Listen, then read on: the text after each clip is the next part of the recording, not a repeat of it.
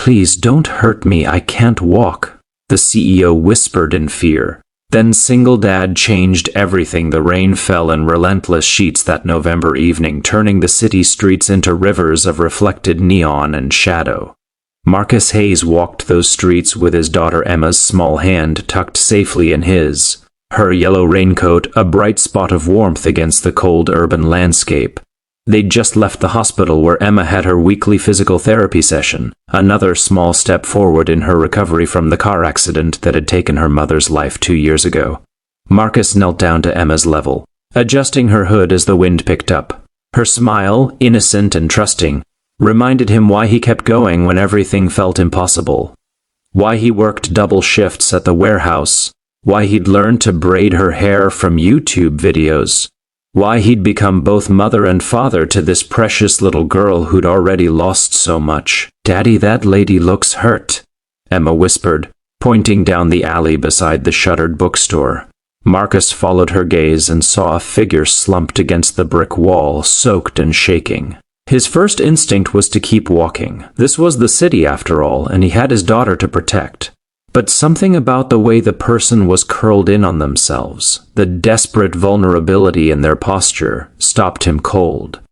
"Stay right here, sweetheart," he said gently, positioning Emma under the bookstore's awning. "Don't move, okay?" He approached cautiously, and as he drew closer, he realized several things at once. First, this was a woman, probably in her 30s, wearing what had once been an expensive business suit now torn and muddy.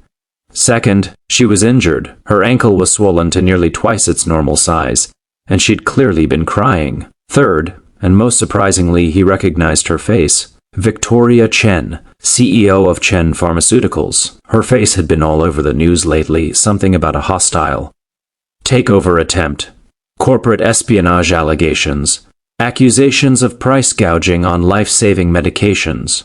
The business section had painted her as a ruthless corporate shark who'd stepped on countless people to build her empire. Now, that same woman looked up at him with eyes full of terror. "Please," she whispered, her voice hoarse and broken. "Please don't hurt me. I can't walk. They took everything, my phone, my bag, my shoes. I can't." Her voice cracked, and fresh tears spilled down her cheeks, mixing with the rain. Marcus saw her flinch as he moved closer, saw her try to scramble backward despite the obvious agony it caused her. She genuinely believed he might hurt her, that he might take advantage of her helplessness, that he might be just another person in a long line who'd seen her vulnerability as an opportunity. Something shifted in Marcus's chest. Whatever this woman had done in boardrooms and corporate towers, right now she was just a human being in pain and afraid. Right now she needed help that she couldn't provide for herself. "I'm not going to hurt you," he said softly, the same tone he used when Emma had nightmares. "My name is Marcus. That's my daughter Emma over there. We're going to help you, okay?" Victoria stared at him like he was speaking a foreign language, her body still rigid with fear and mistrust. "I'm going to call an ambulance," Marcus continued, pulling out his cracked phone. "No!" Victoria's hand shot out, grabbing his wrist with surprising strength. "No hospitals. No police, please. You don't understand. They'll find me. The people who did this, they're not just muggers. This was planned. My own board members. They wanted to scare me into signing over my shares, and when I refused..." She gestured helplessly at herself. Marcus looked at this broken woman and made a decision that probably wasn't smart, definitely wasn't safe, but felt undeniably right. "Can you stand if I help you?" 20 minutes later. Victoria Chen, billionaire CEO, shark of Wall Street, woman who allegedly had no heart, sat on Marcus's worn couch in his modest 2-bedroom apartment, wrapped in blankets while Marcus examined her ankle with the careful attention of someone who'd treated plenty of childhood injuries. Emma watched from the doorway, clutching her stuffed rabbit, equal parts curious and cautious. "It's badly sprained, maybe fractured," Marcus said, gently probing the swollen joint. "You really should see a doctor.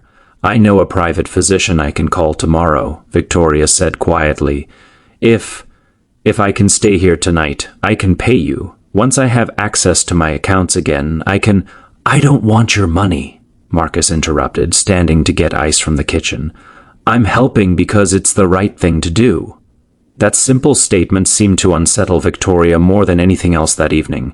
She watched Marcus move around his humble home, noting the carefully maintained but obviously second-hand furniture, the stack of medical bills on the counter he thought he'd hidden, the photos of a beautiful woman who must have been his wife covering one wall like a shrine to lost love. "The little girl," Victoria said when Marcus returned with ice wrapped in a dish towel. "Emma, she was in an accident." Marcus stiffened, and Victoria immediately regretted asking.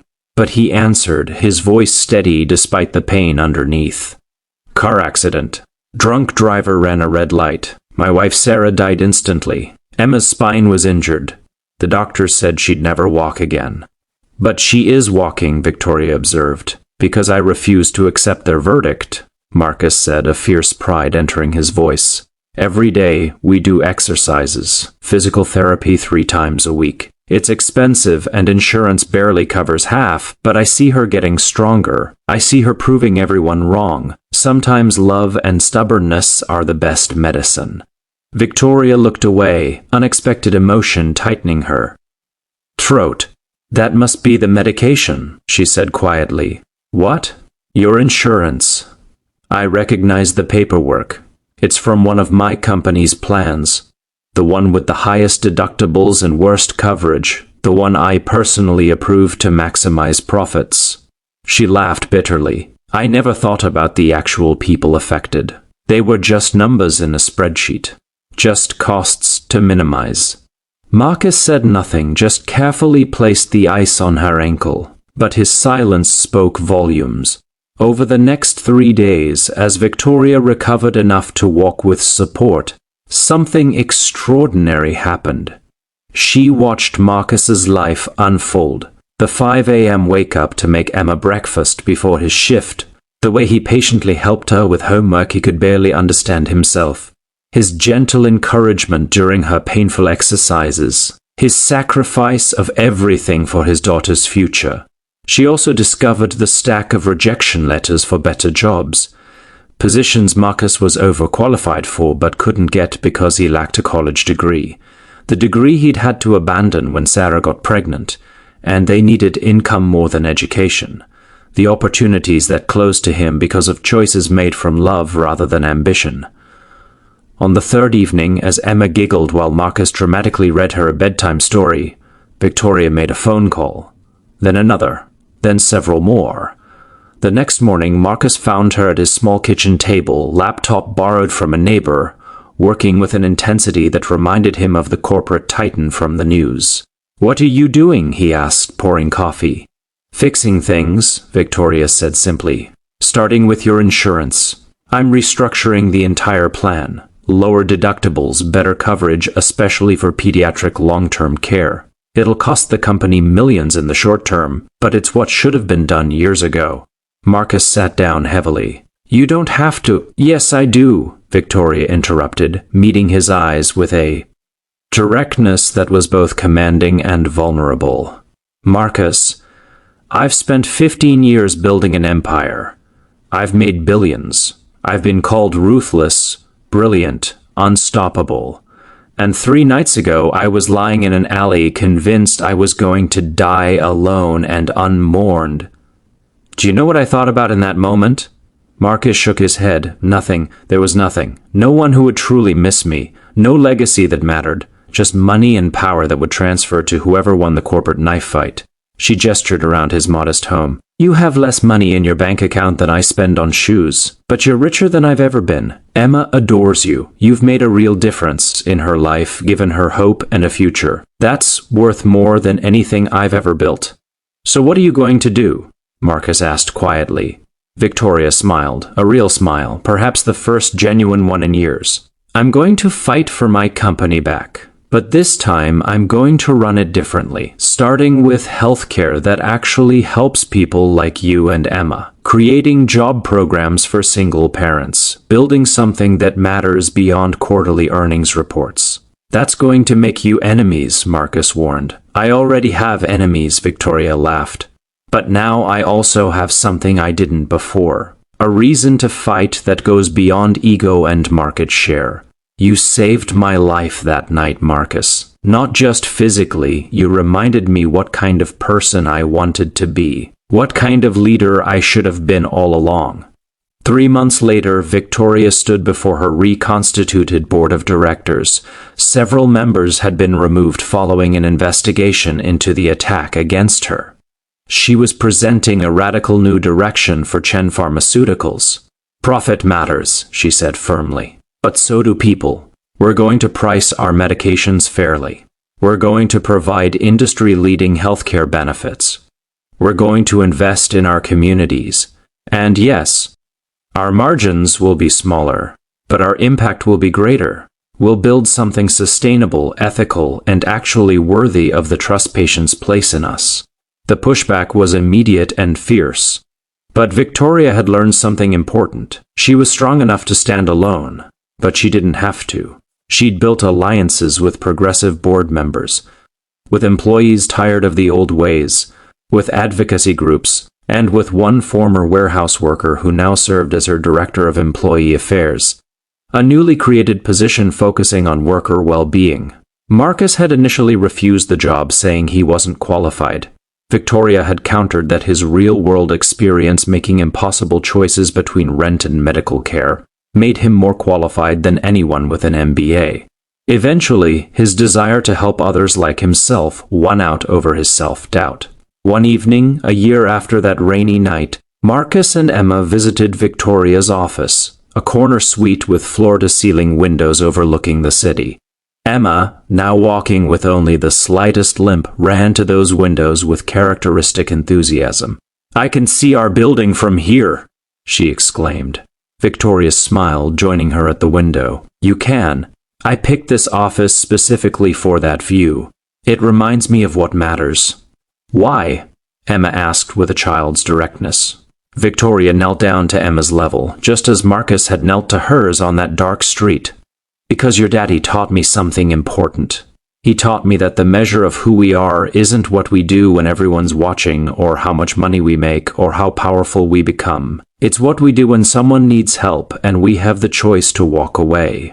Your dad chose kindness when he could have chosen indifference. He chose compassion when he could have chosen safety. And that changed everything." Emma considered this with the seriousness of a 7-year-old philosopher. "Daddy says you helped us too. He says now I can have all my therapies without him working night shifts." "We helped each other," Victoria said softly, glancing at Marcus. "That's what people should do." Later, after Emma fell asleep on Victoria's impossibly comfortable office couch, Marcus and Victoria stood at those windows, looking out at the city lights. "Do you ever regret it?" Victoria asked quietly. "Helping me that night? Your life got a lot more complicated." Marcus was quiet for a moment, then shook his head. "My life got fuller. Emma has opportunities now I could never have given her alone. And I get to do work that actually matters, helping people who were where I was. Besides," he smiled slightly, "I made a pretty good friend out of the deal." "Just friends?" Victoria asked, and there was something vulnerable in her voice that hadn't been there before. Marcus turned to face her fully, seeing not the CEO or the corporate titan, but the woman who'd been broken and afraid and had chosen to become better rather than bitter. "I don't know," he admitted. "I haven't thought about being anything other than Emma's dad for a long time. Sarah she was everything. Moving forward feels like leaving her behind. Or it could feel like honoring what she'd want for you," Victoria said gently. "From everything you've told me about her, she sounds like someone who'd want you to be happy. Want Emma to see that love doesn't end, it just evolves." They stood in comfortable silence. Two people who'd saved each other in different ways, both learning that strength sometimes means being vulnerable enough to accept help, and power is nothing compared to purpose. The city stretched out below them, full of other stories, other people facing their own moments of choice. Moments where they could walk past someone in need, or they could stop. Where they could choose self-interest, or they could choose compassion. Marcus had chosen compassion, and in doing so had changed not just one life, but hundreds, thousands, as Victoria's reformed. Company policies rippled outward. Sometimes the most powerful thing a person can do isn't build an empire or accumulate wealth. Sometimes it's simply kneeling down in the rain to help someone who's fallen, seeing their humanity when they can barely see it themselves, and choosing kindness when nothing requires except conscience. That choice, Marcus understood, was what separated existing from living.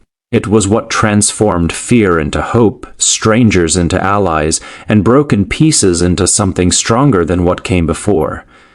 And it all started with a whispered plea in a dark alley, and a single father who chose to answer.